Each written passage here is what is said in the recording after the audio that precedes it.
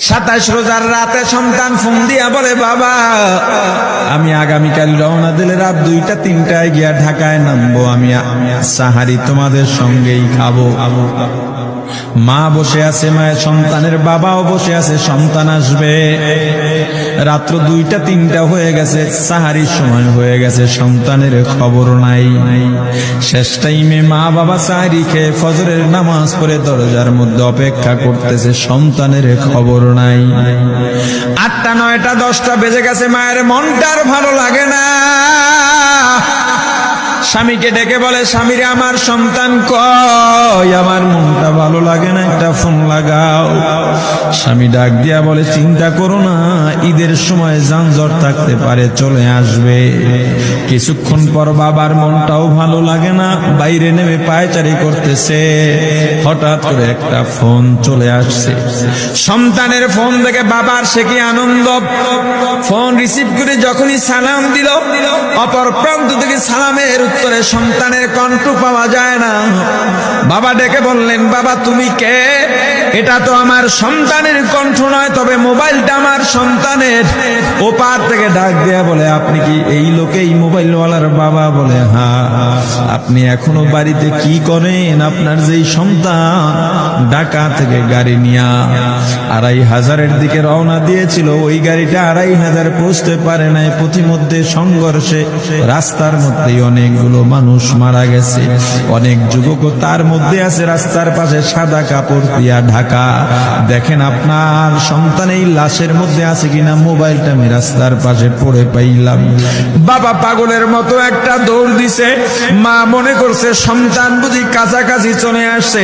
অন্যান্য সন্তানদের ডাক দেয়া বলে, তোরা কে, কোথায়, এদিকে আয়, তোদের ভাই বুঝি কাছাকাছি আসছে। আমার কলিজার টুকরা সন্তান, তোর বাবা যে আগায় আনতে গেছে, তাড়াতাড়ি নতুন চাদর বিছা, বালিশের কভার গুলো খুলে নতুন কভার লাগা, পানি গরম বসা, আমার সন্তান এসে গোসল করবে। আহারে সবাই ফুলের মেলা, ফুলের তোড়া নিয়ে অপেক্ষা করতেছে। 4টা বছর কলিজার টুকরা বাড়িতে নাই, বিদেশ থেকে আসবে। বাবা স্পটে গিয়া দেখেন অনেকগুলো লাশ সাদা কাপড় দিয়া ঢাকা। একটা একটা মাথার উপর থেকে কাপড় উঠান আর কৌতূহল বাড়তেছে, কাপড় উঠান আর কৌতূহল বাড়ে।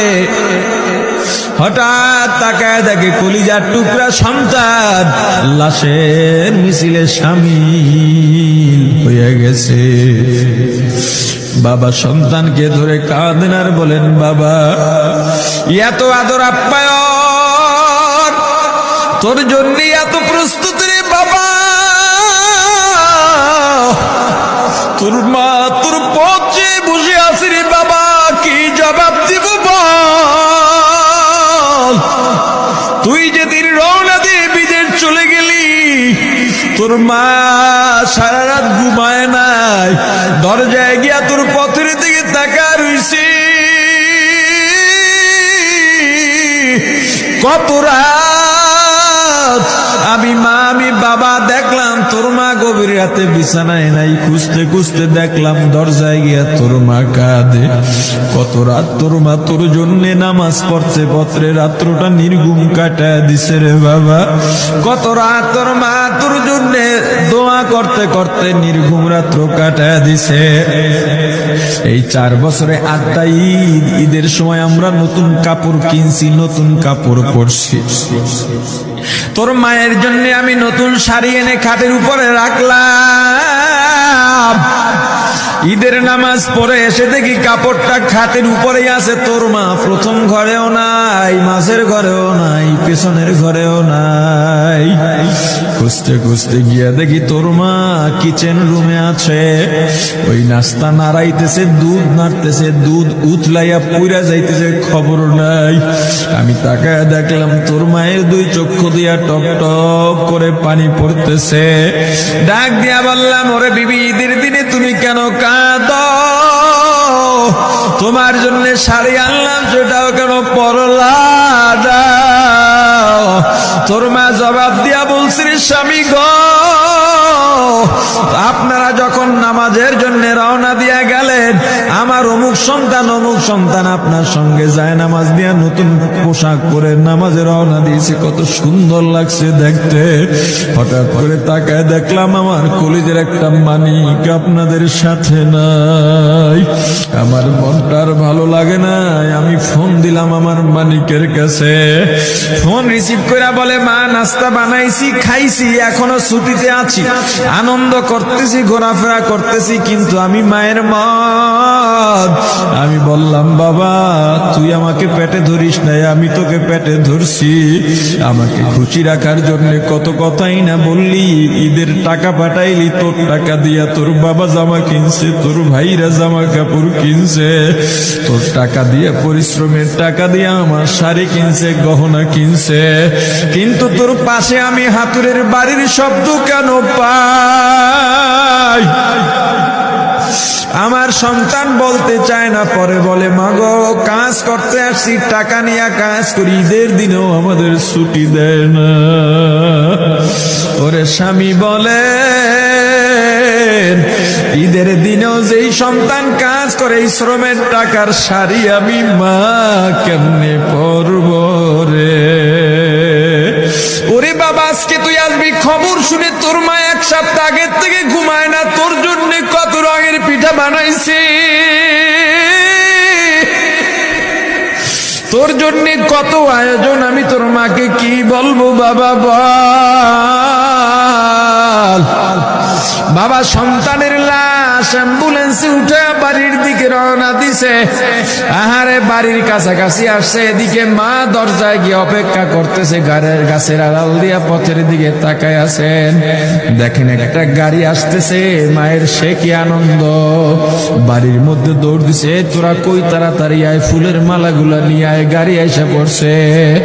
বাড়ির দরজা দিয়ে যখন অ্যাম্বুলেন্সের হরেন দিয়া ঢুকতেছে, হুইসেল দিয়া ঢুকতেছে, মা একটা চিৎকার দিছে, ওরে এই মরণ গাড়ি আবার বাড়ি কেন, কার কপাল পুরুষে?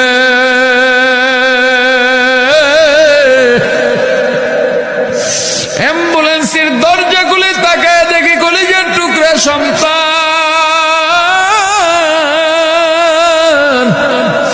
এমন ঘুমাইছে, আর জীবনেও উঠবে না। মা কাঁদেন আর বলেন, ওরে বাবা এটা তোর বিছানা নয়, নতুন চাদর বিছাইছি। বোন কান্দে আর বলে, ভাই আরে তোর জন্য ফুলের মালা পরাইছি, ফুলের মালা বানাইছি, একটু মালা পরাবো। মা ডেকে বলেন, রে সন্তান, 4টা বছর আমি তোর মা ডাক শোনার জন্য অপেক্ষা করছি, তোর জন্য গরম পানি করছিলাম, গোসল করবি, সেই গরম পানি যে তোর জীবনের শেষ গোসল হবে বুঝি নাই। ওরে পর্দালের মাগো, আর কোন ভাষায় বুঝাইলে বুঝবারে মা, দুনিয়ার জীবনটা ক্ষণস্থায়ী, এই দুনিয়ায় নাফরমানি করা যাবে না, এই দুনিয়ায় নাফরমানি করা যাবে না, অহংকার দেখাবার কিচ্ছু নাই, এই দুনিয়া ছেড়ে যাওয়া লাগবে। আল্লাহ এত দয়া করছেন, মায়া করছেন, ওই আল্লাহর সঙ্গে নাফরমানি করো না রে ভাই, ওই আল্লাহর নেয়ামতের অশুকরিয়া করো না, আল্লাহর নেয়ামতের শুকরিয়া আদায় করো, দুনিয়ার সব মোহ ত্যাগ করো, দলের মায়া ত্যাগ করো, দুনিয়ার মায়া ত্যাগ করো। এ আওয়ামী লীগ বিএনপি যারা করো, ক্ষমতায় যারা বারবার যাও, ক্ষমতায় তোমার দল গেলেই তুমি দাপট দেখাও, যুবকরে তোর 2টা পা ধরা লাগলেও পা ধরবো রে ভাই। এই ক্ষমতা কিচ্ছু না, দাপট কিচ্ছু না, ওই কিয়ামতের ময়দানের নাজাতের চেয়ে বড় দাপট আর কিচ্ছু নাই। আল্লাহ রক্ত দিছেন, আল্লাহ জীবন দিছেন, আল্লাহর এই রক্ত আর জীবন দুনিয়ার কুফরি পুঁজিবাদী কুফরি গণতন্ত্রের জন্য দিস না, এই রক্ত আল্লাহর জন্য রাখ, এই জীবন আল্লাহর জন্য রাখ।